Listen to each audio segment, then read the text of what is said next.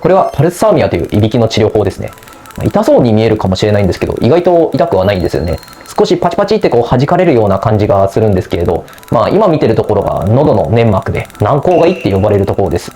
いびきかいてる人ってこの軟口蓋が緩んで気道がこう狭くなっているので、パルスサーミアはこの部分に直接レーザーを当てて緩んだ粘膜を引き締めることによっていびきを改善する治療法なんです。